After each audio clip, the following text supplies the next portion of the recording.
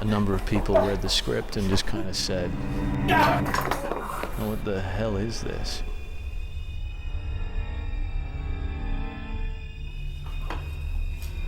And whether other people agree with me or not, I kind of don't mind, because I know that I'm making a movie that I would really want to see.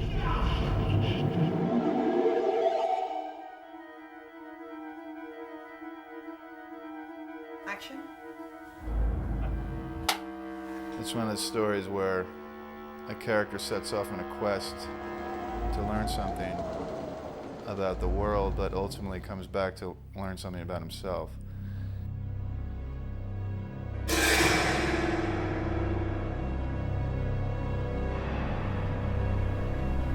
He's not having a good time.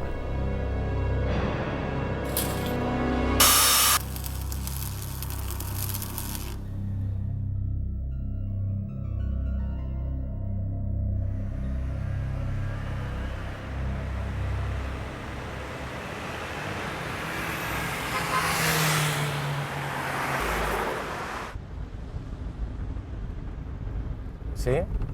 Hey, hi, Scott. I'm just going right now to the Alexandra Hotel. Yeah, okay, see you.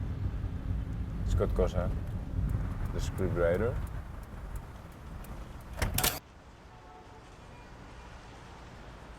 I'm really speechless. I mean, I've been here for a week now, and everything about the movie has so completely exceeded my expectations.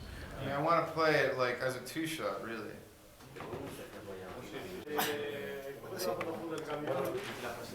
One shot here of Christian on a little tighter lens, kind of like this, sort of looking over at her. And so that's from this angle. And then from the same angle, this is really right down here on the floor. We need to get a weird 10mm shot of her picking up the phone at 48 frames per second. Okay. I wanted to write something that came as much from my gut as possible, without regard for what, the market, whether there would be an audience for it. I just, at the time in my life, it was important for me to learn how to write stuff that I found fulfilling. And action. Cut. I was looking to direct something that I didn't write, because all the films I've done up to this point have been movies that I've written and directed. So I wanted to do something that someone else had written, so I was looking around for stuff. Kind of forces Trevor to say, no, he didn't. He just kept blowing right through it. Right. When I was writing, and one of the reasons why I thought, well, this movie couldn't really be made is because of the Trevor's character, the whole weight loss issue.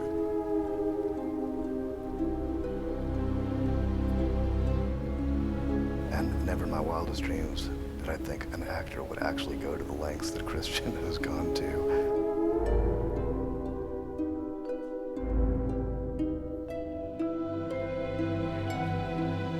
In Scott's script is described as a walking skeleton, essentially. Help me! I need some help here!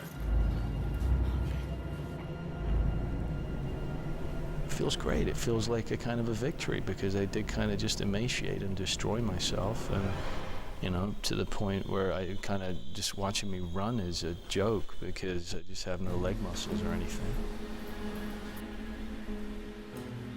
Everyone was kind of like very shocked by how thin he was, but at the same time, part of me was going, like, that's great, he looks perfect, you know what I mean?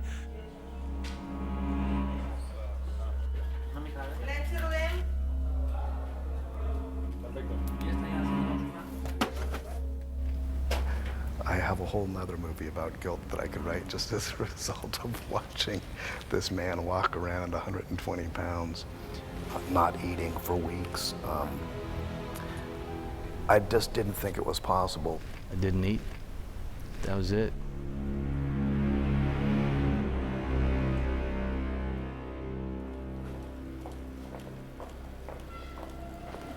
We spent probably 2.5 years going to various companies in the States looking for financing for The Machinist. A lot of different financiers looked at this movie and kind of said, you know, this is just too bizarre a movie, and we want you to change stuff, and we need you to alter the script and everything. And Filmax just said, we love it, and don't change a thing.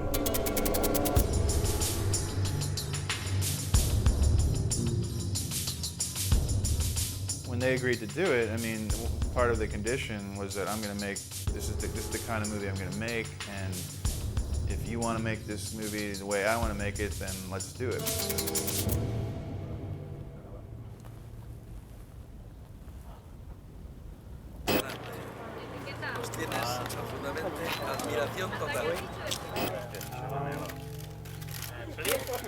Jennifer. Bueno, esta película es quizá uno de los proyectos atípicos de la casa porque a mí me llega como muy arropado dentro de los propios ejecutivos de la compañía.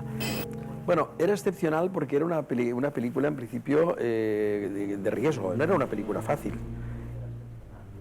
El guión del Maquinista llegó a través de un amigo que en este caso sabía que había gustado mucho el director y que estaba muy interesada en trabajar con él. Recuerdo que me envió el guión al hotel, lo leí y inmediatamente pensé que era una película que podíamos traernos a España a rodar, y con Brad Anderson ya pues ofreció unas garantías importantes el proyecto.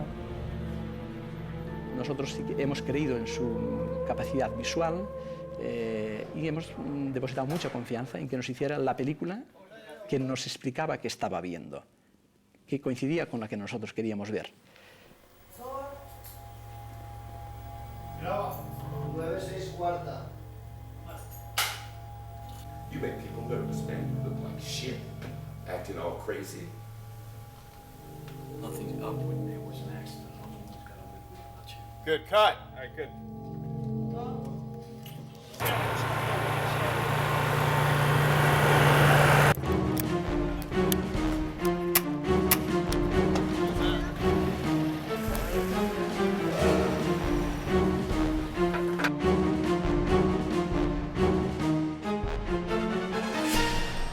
Well, the only issue for me was whether or not we were going to be able to make Barcelona look like Los Angeles.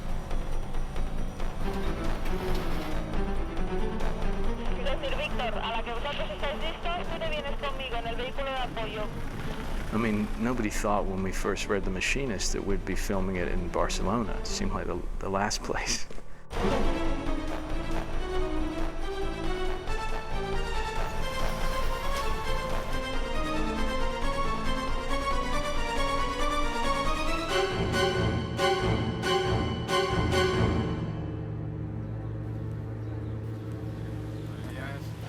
Cada localización, cada día en un espacio exterior, pues por muy bien elegido que estuviese, pues había que hacer una intervención y en general bastante grande, como para hacer que el espectador, hasta el espectador americano cuando la vea, no sepa que eso no se ha rodado en la costa oeste de América. Well, let's see, what do we got? Oh, you know what we should do? This is dangerous.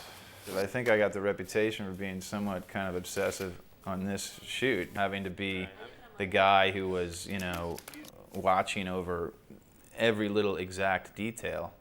You know, sometimes they'll just stick them on here, like, you know. Normally, if I'm making a movie in New York, I'm not normally sitting there concerned about, you know, if the license plates are all American, you know what I mean? Or, you know, that the sign at the end of the street is an American stop sign and not a European stop sign. Okay, good. I don't know, it kind of says something about the United States a little bit, that for us to make it look like the US, we've kind of filmed in all of the worst areas of Barcelona.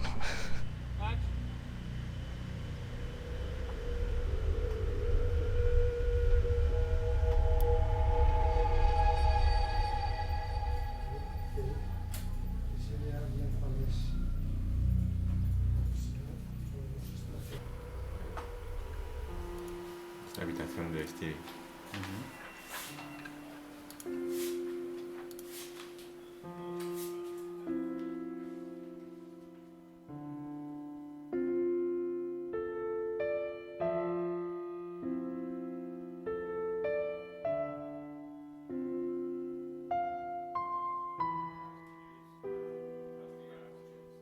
Brad's great. I think I really enjoyed working with him.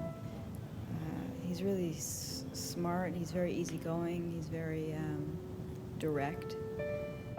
Maybe it's just the way it needs to be played. What if he, instead of saying this, if he said, they say the guy in the photo doesn't exist, he does, I don't know what the fuck you're talking about. I trust him.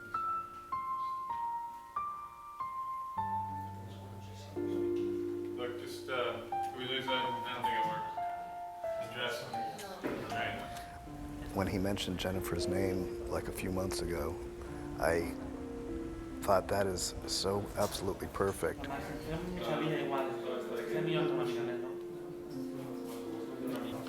Action.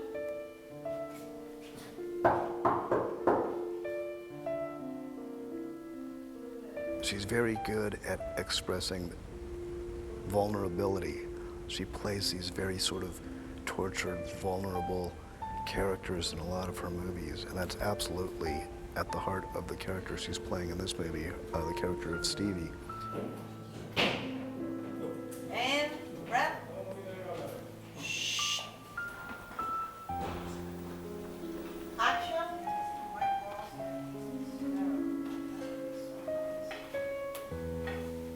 Why is he doing this?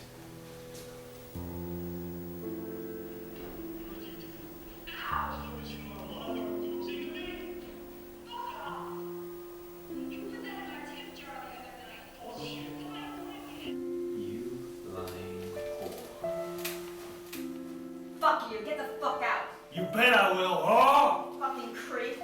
Psychopath. Now I know why you're afraid of doctors, because you're a fucking psychopath.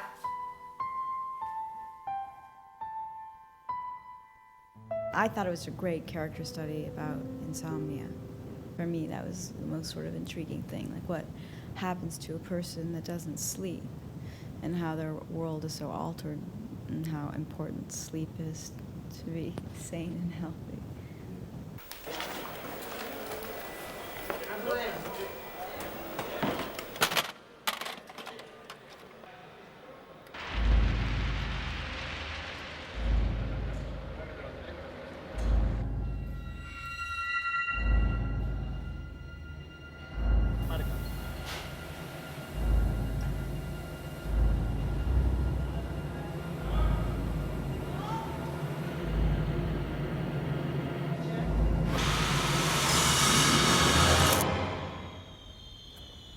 And the idea of a machinist, a man operating very dangerous, heavy machinery while being as fatigued as this character is, and having, and being sleepless for a year, there's some perverse kind of tension to it that I think Hitchcock would have liked.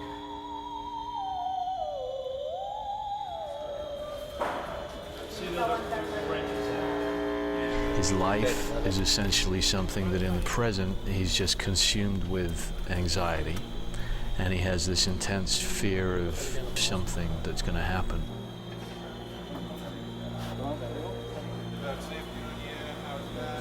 Alfred is reaching down, or I should say reaching up from beyond the grave. Vale, señores, atentos, por favor. You kind of hold the belt, but for a second, like you're kind of holding it back, and then it's just too much, and it takes it. We need to create some little hook or something that it kind of gets like caught underneath this. Here, that's the. We'll get reactions like that.